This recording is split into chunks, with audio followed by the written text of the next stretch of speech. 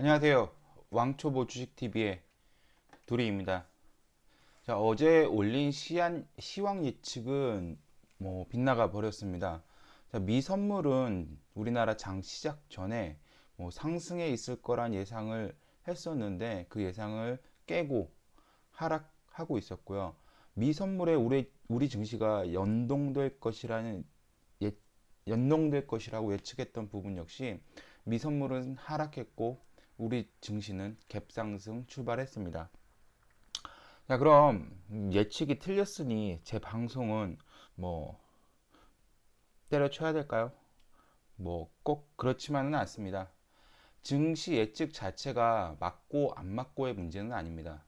하지만 요 근래 며칠 미선과 우리 증시가 연동되어 있었고 코로나 이슈가 계속되었기 때문에 오늘 역시 미선물과 연동될 가능성이 컸다라고 생각해서 말씀드렸던 부분입니다. 뭐 그렇다고 해도 뭐 그 예측은 빗나갔다면 바로 인정하고 디커플링 된 장세에 맞춰서 다시 매매를 하면 됩니다. 따라서 시청자 여러분들도 증시를 예측하는 일을 계속 하시되 증시는 맞출 수 없다는 것을 가정하시고 예측이 빗나가면 그에 맞게 대응하는 것도 좋은 방법이라고 말씀드리겠습니다. 자, 오늘 코스닥 시장은 갭상승 출발을 해서 한 차례 하락한 후에 종가, 고가로 마감을 했습니다. 수급은 외인과 기관의 양매수 장세로 코스닥 상승을 외인과 기관이 이끌었습니다. 자, 그런데 HLB는 코스닥 지수가 2.77% 상승한 거에 비해서 0.21%만 상승한 96,700원에 종가 마감했습니다. 외인이 1,200억가량 순매수가 들어왔는데 HLB는 매수를 하지 않아서 주가가 크게 상승하지를 못했습니다. 장 마감까지 프로그램은 거의 보합권이었는데요. 초반에 좀 매수를 했다가 거의 매수하지 않았습니다. 그 다음에 장 막판까지 매도에 있었는데요. 끝날 때까지 보합까지는 올라오긴 했지만 거의 매도 쪽이 우위였고요.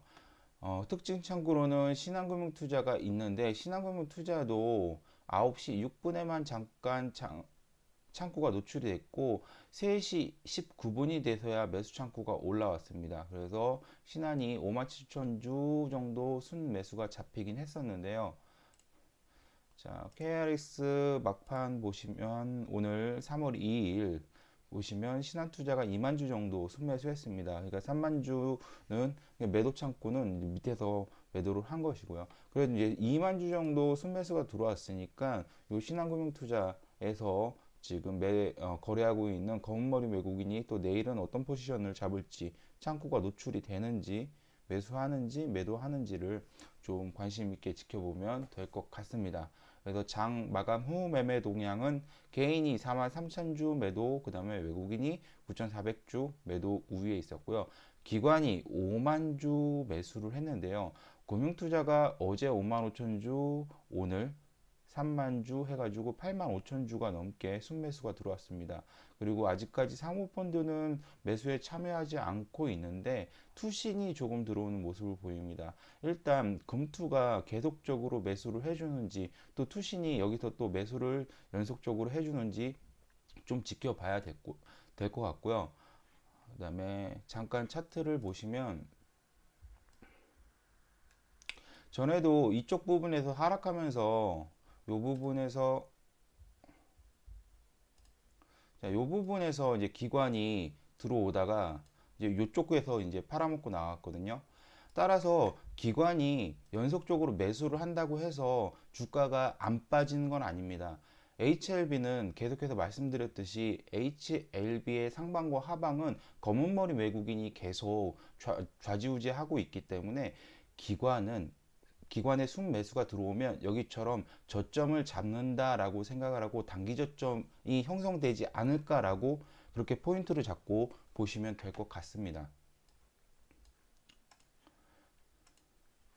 한 달 단위 수급 변화 보시면 이제 2월 2일에서 3월 2일 요 한 달간의 이제 수급을 보시면 이제 기관이 마이너스에서 플러스로 전환을 했습니다. 그래서 지금 주가는 저기 10만 원 언저리에서 다시 움직이고 있는데 주가가 더 빠질 수도 있고 안 빠질 수도 있지만 여기에서도 봤듯이 주가에 상관없이 기관이 어느 정도 물량을 쌓게 되면 단기 저점이 형성될 수 있는 구간이기 때문에 금투와 여기 투신의 물량이 연속적으로 매수가 들어오는지를 판단을 해서 단기 매수 자리를 갖다가 파악하는 것도 나쁘지 않을 거라고 생각이 됩니다. 자, 그럼 3월 2일 공매도량은 5만 552주였고요. 오늘 공매도 대금이 49억 중에 총 거래 대금 798억 중에 6.16%를 차지했습니다. 퍼센티지는 조금 높은데 공매도 대금은 평균적으로 그렇게 높은 편은 아닙니다.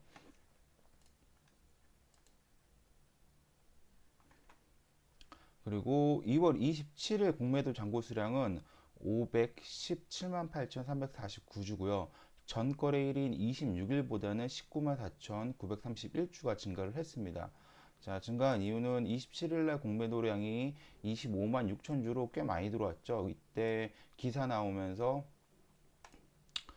주가 17%까지 뜬 날 또 공매도량이 이만큼 나왔습니다. 그래서 26일날 공매도량은 498만 3,418주에서 27일 공매도 거래량을 합치면 524만 403주가 나오는데 실제 27일 공매도 잔고 수량은 517만 8,349주였습니다. 따라서 이 두 개를 합친 것보다는 6만 2,054주가 감소가 됐습니다. 공매도가 쳐지면서 쇼커버링도 같이 들어옵니다. 그러니까 항상 같이 생각을 해야 될 게 공매도가 들어온다고 공매도만 들어오지는 않습니다. 이제 공매도 세력도 각각 공매도 세력의 포지션이 있기 때문에 공매도가 무조건 쳐야 되겠다라는 날은 뭐 쇼커버링 없이 계속 쳐지기도 하겠지만 이렇게 공매도가 많이 들어온다라고 해도 쇼커버링을 포지션을 잡고서는 쇼커버링을 치는 공매도 세력도 있다는 것을 항상 기억을 해 두셨으면 좋겠습니다. 자, 이제 3월 달에 들어와서 이제 곧 NDA 소식이 들려올 건데요. 이제 언제 들어올지는 모르겠지만 분명히 좋은 소식이면 주가가 좀 한번 크게 치지 않을까 그렇게 생각됩니다. 자, 그럼 오늘도 HLB 공매도 포지션 변화 여기서 마치겠고요. 시청해 주셔서 감사합니다. 도움이 되셨다면 구독과 좋아요 부탁드리겠습니다. 편안한 밤 되세요.